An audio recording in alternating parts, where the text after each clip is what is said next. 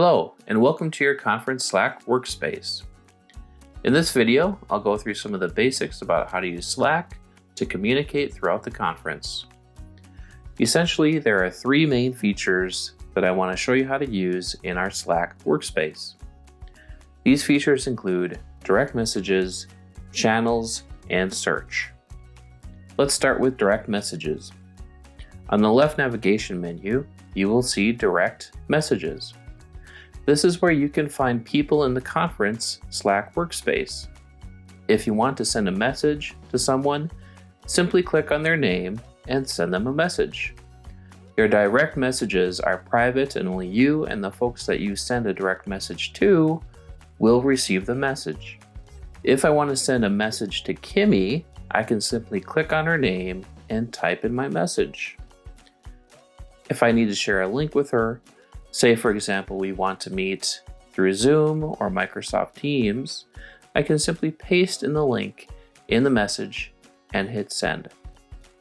Another way to send a direct message is by clicking on the plus button next to direct messages.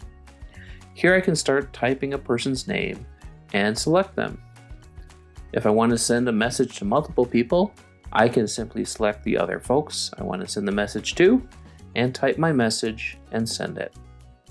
Direct messaging people in Slack is really pretty simple. For large topic-based conversations, we have channels. Each channel has a description that tells you more about the channel topic. Select a channel and view the conversations based on the topic. There are some channels you are automatically added to and other channels you can join. If you want to contribute to a channel's topic conversation, simply click on the channel you are interested in, join if you are not a member of the channel, and add your message and hit send.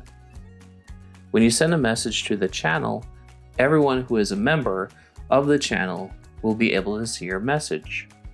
When you view a channel's conversation, take a look at the top of the channel and look for any pinned messages.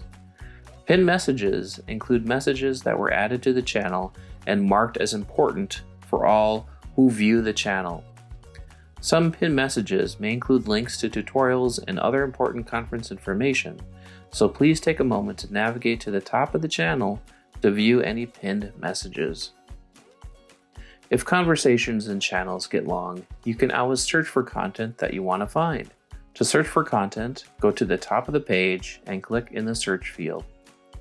From here, you can choose to search within messages, files, channels, and people. Let's try this out. Let's say I ran across a tutorial about how to use Slack and I'm not sure where I found that information.